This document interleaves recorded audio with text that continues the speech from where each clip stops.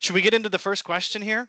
Yeah, One of absolutely. the conferences we met, I saw you give a presentation entitled "How to Win the Battle Between Production Planning and Scheduling," and I often hear people that really talk about planning and scheduling, and they sometimes mean the same thing, or they get confused in terms of what they mean. So I'd love to hear your thoughts on this.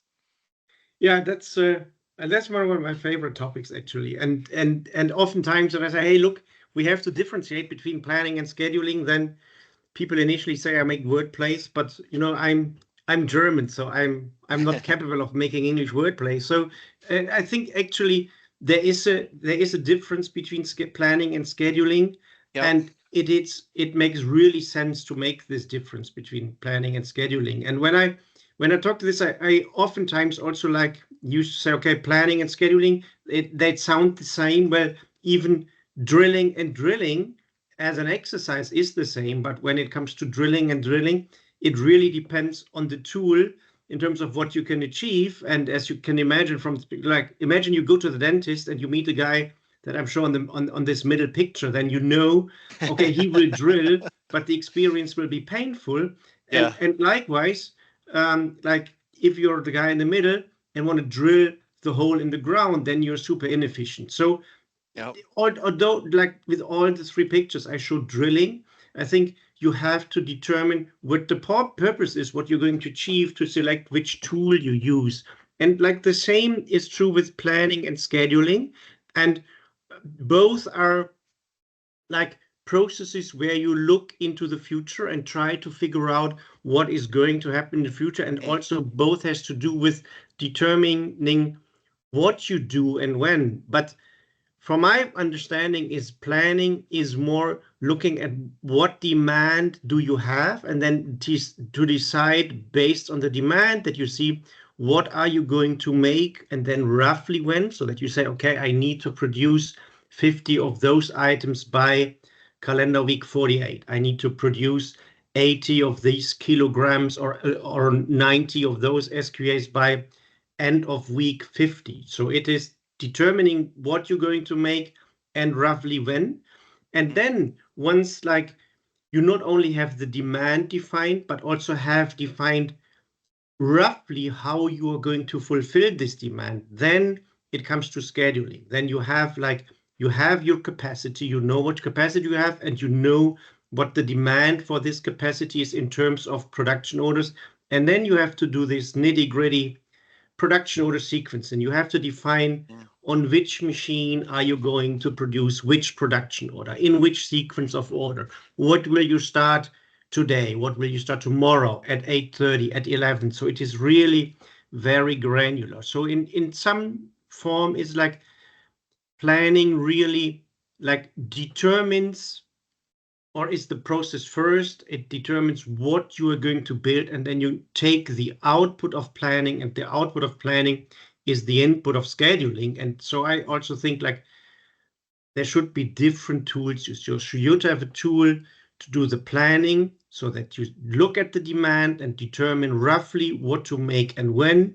And then there should be a separate tool that you use to do the scheduling and to determine like on which machine and when. And oftentimes that when you use like the same tool or similar tools but I haven't really defined it, then actually they can work against each other. So I've seen customer situations where they used in Business Center the planning worksheet and made the planning, and then you had everything, and then somebody went and scheduled and like sequenced the production orders, and those processes were not like linked back with the planning worksheet. Then planning Sure. worksheet ran again. It recognized like from the planning worksheet perspective a disbalance between supply and demand, and then it shuffled the production orders around again, and then the scheduler came and said, hey, look, my schedule is wrong. So it really should like you should make conscious use of like of different tools, but have them work aligned and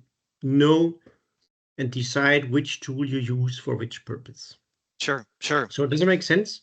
Yeah, it really does, and I think that's important to draw a distinction between between those two pieces. So how about this next question? In many people's perception, production scheduling oftentimes is associated with optimal resource usage, reducing WIP and process effectiveness.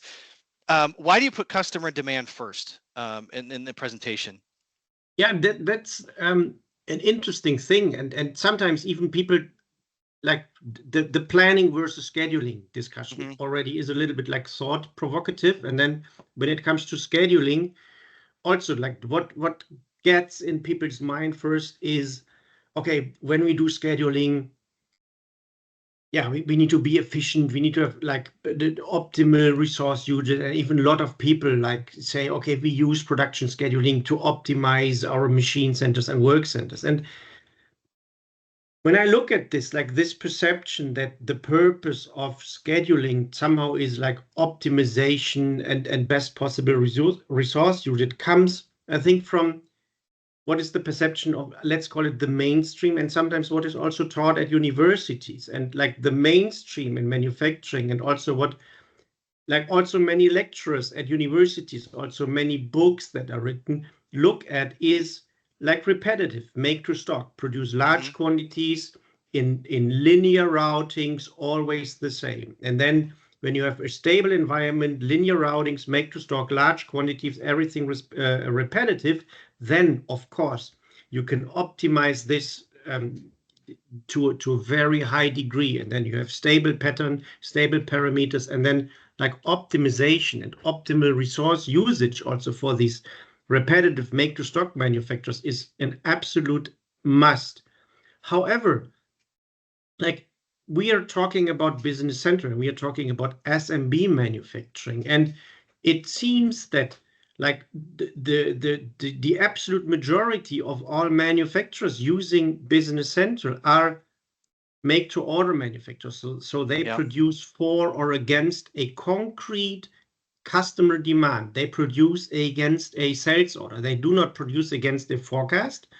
They produce against concrete demand. And like in one of my market researches that I published, like the State of Business Central Manufacturing Report, we got out that actually 93% of the manufacturing companies using Business Central, they are either like fully make to order, or they are what I call the hybrid manufacturers, so that they produce some standard components or standard material as a make to stock. They produce it on stock, but then from there they take it and then they assemble it, or they produce it, or they package it to meet a concrete customer demand. So in almost every manufacturing customer that I have been working with, like the demand really comes from the customer. It comes from the sales order. And when you are like, when you are producing, let's say, against or for a sales order, then what matters most to you is the customer demand, because also these markets, they are very competitive, and when they make something bespoke for their customer, and when they mess it up, so to say, then most likely next time the customer of our customers, or the customer of your customer, they use like a separate supplier. And so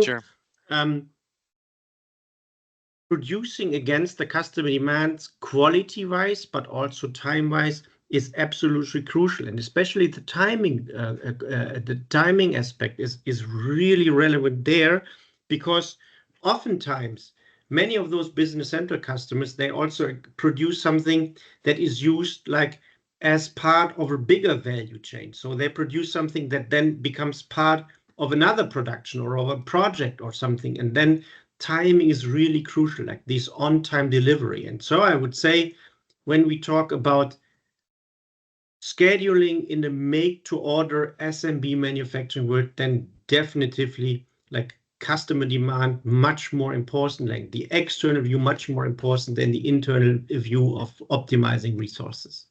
Great. Yeah.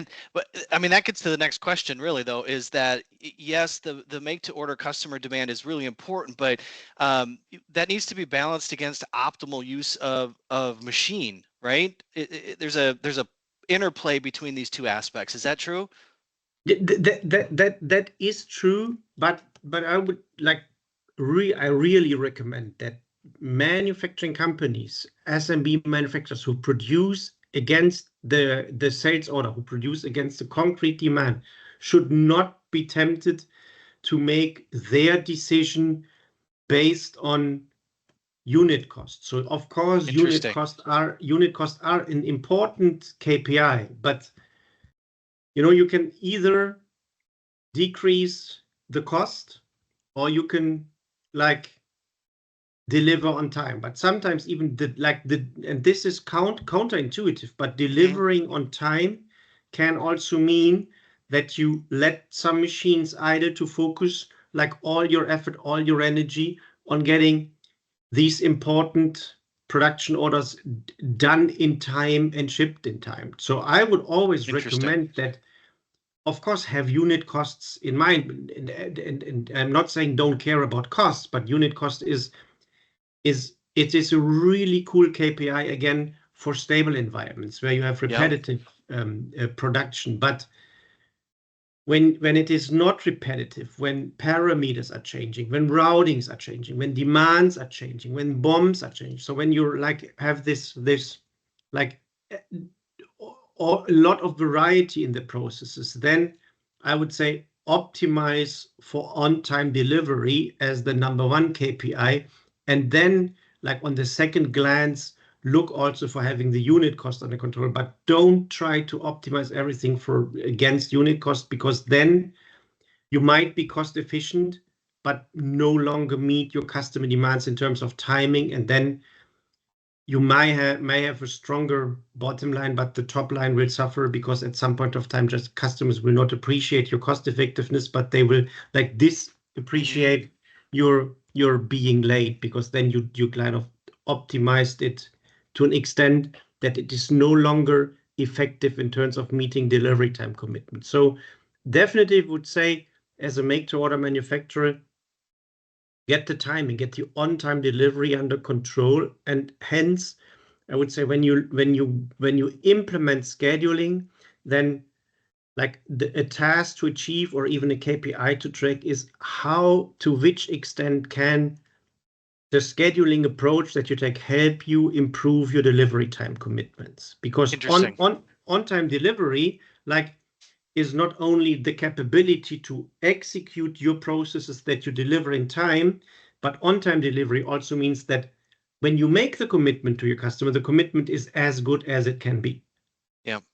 Because the failure of delivery times could be that you made wrong promises, or that you don't have your process under control. And in order to deliver on time, you need to manage your processes. And this is where most manufacturers are really good at. They know their processes by heart, but making the right commitment, this is the tricky thing oftentimes. And this is what I recommend when you start with scheduling project, and however you schedule it, makes no matter. Look at how it can help you to make better delivery time commitments. Interesting. I think that's just I think this is just great food for thought, just to think through when you are looking at KPIs. Yes, and actually, this is also backed up by the research that I've been doing. So we asked Business Central customers which KPIs they use to measure the impact of implementing Business Central manufacturing. So not only of scheduling, but when they say, hey, when we ask customers, what do you measure when you implement this ERP system with its manufacturing capabilities? Then they say, okay, the most tracked KPI is on-time delivery performance, and then it's the cost of production, then is capacity utilization. And I'm definitively I'm very supportive of this, and I really endorse manufacturing customers to do this, to look at the on-time delivery performance. And then, of course, when it comes to scheduling, look at how it helps you to make better commitments to your customers in terms of delivery times. Yeah, this is good. This is good stuff, Martin. So Business Central, let's get more specific to Business Central. Business Central helps really with production planning, but not scheduling. It just is what it is. The planning is backwards, but it really does ignore capacity strains. This is somewhat unrealistic.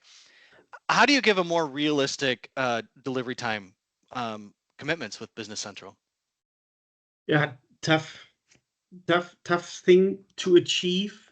with the way of how Business Central is like built and constructed, and their Business Central is not like the only ERP system that is like this, but a lot of ERP systems actually does this backward planning, backward scheduling, but without taking capacity constraints into consideration.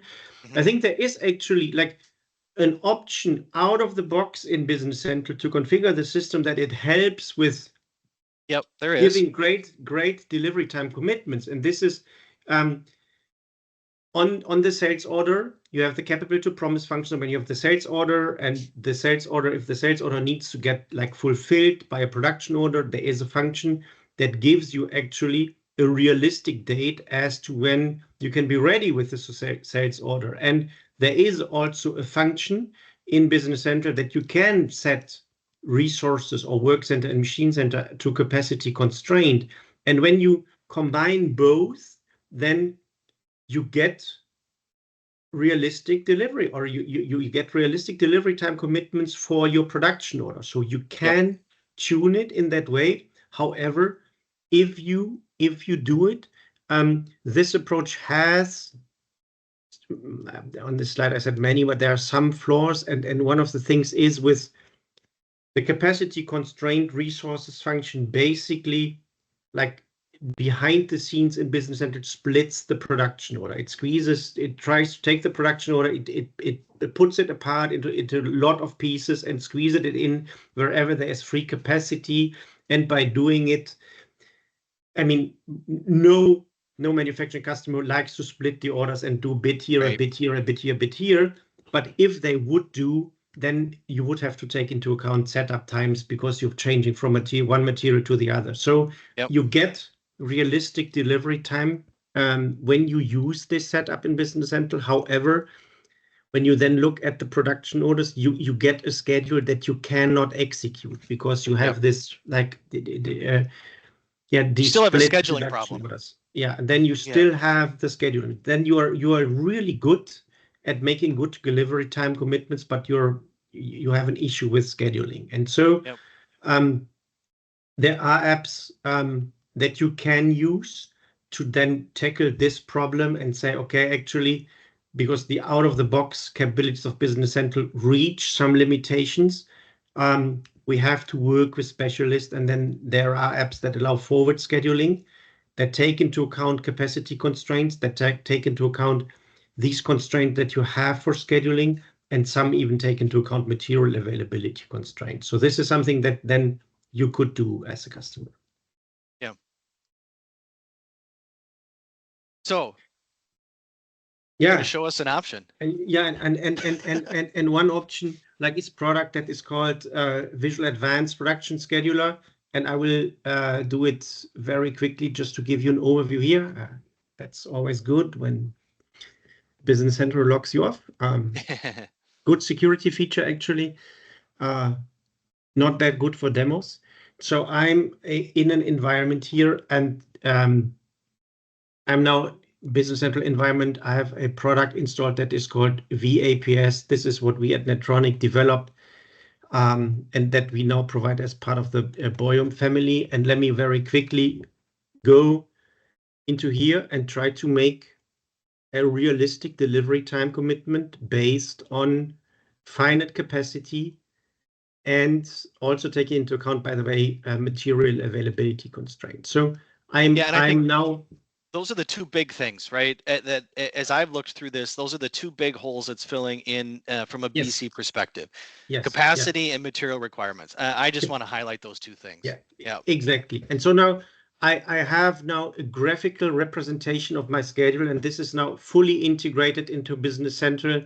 It is an extension that lives in Business Central, and also all the logic, all the scheduling happens within Business Central and not with an external service. So what we see here basically is on the first level, my work center groups, my work centers and machine centers.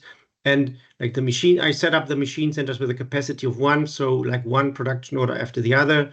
Whereas, and in my example, I pre-produce something and then I assemble it, and then the assembly has also limited capacity, but this is larger than 1. So I just assumed, okay, in this assembly team 1, I have on average 4 workers, so I can process a maximum of 4 production orders at the same point of time here.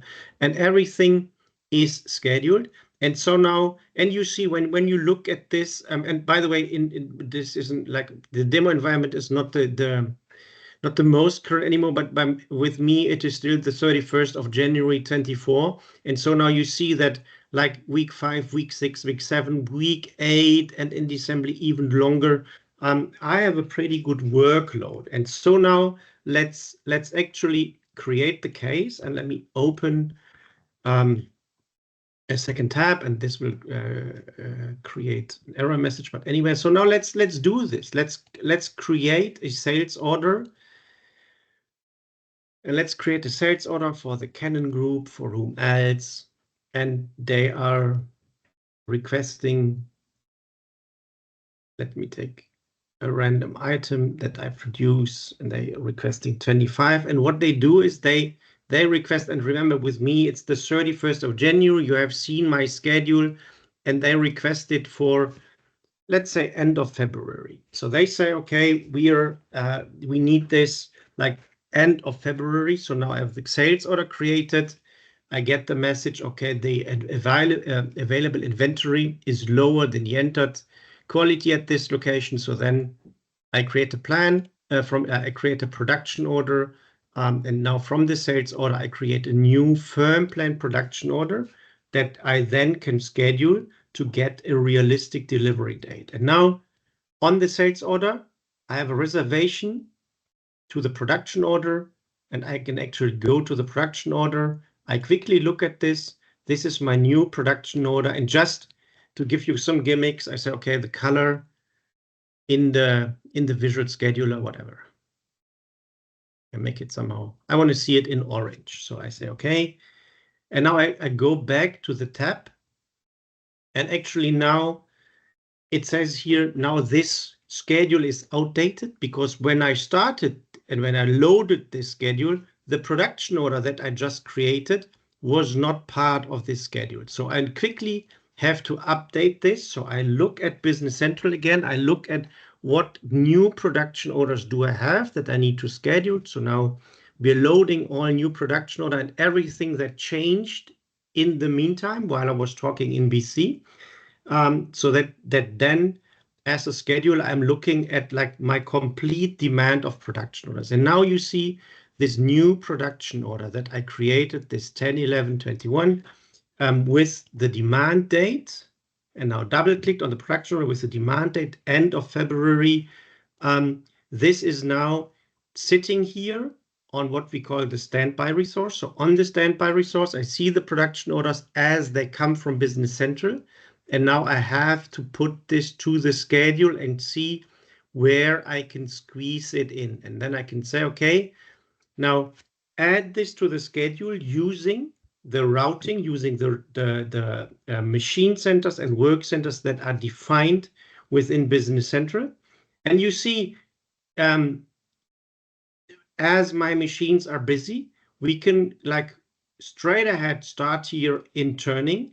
But then the next machine center that is used, like in gear cutting, it is busy. It is busy the whole time. So it needs to take a while before I can process this production order. And so now I see I will actually finish in week 10 and not as initially required in week 9. So now I scheduled it against available material and against available capacity, and I see like from the finish date it will be late. I even could define within the VAPS what you cannot do in Business Central. I could have defined alternative machine and resource centers, so machine centers and work centers, so that we can see actually would there be an option to schedule and finish it earlier. So yeah, we can start earlier, because here is some free capacity, here is some free capacity, so here's some free capacity. So actually with making use of the capability to define alternative machine centers and work centers, we would be able to meet this demand from the customers. Let me undo this again. And now let's assume we don't have these alternative resources, and it must go to where it is defined in the routing. So I make the first step again, and we finish it off late here. Now, the interesting thing is I need to make realistic delivery time commitments. And if due to capacity and material reasons, I cannot finish in week 9 and I need to finish in week 10, it is not only important that I, as the production scheduler, knows it, but Marcus, if you would be my salesperson, you would need to know this because you would need to inform the customer. So now I finish my work as the production scheduler and I say, hey, I will publish this simulation, and publish means we will write back the data into Business Central. So now I'm saving the production order with a date, a finish date that is after the mandate. And now me as the production scheduler, I get a warning. Hey, I changed actually sales order 36. The old shipment date was the 27th of February, and now because of capacity constraint, it's the 7th of March. And this is my information. And you, Marcus, if we would work in the same company, and if you would be like my sales colleague, for you, we would have the sales line changes report, and you could go in here and then see, okay, actually on the 23rd of September, and this is the day when we meet here, sales order 36 was changed, and this was the initial date, and this is a realistic date. And now you could inform your customer that this production order will arrive with them like in the week 10 and not in week 9, and then you could make a realistic delivery time commitment to them. And this is actually like a very, very, very short demo of how the VAPS works and how the VAPS could help you make realistic delivery time commitments. And it takes into account all capacity constraints, and it also takes into account like material availability information, which I didn't show you in that demo.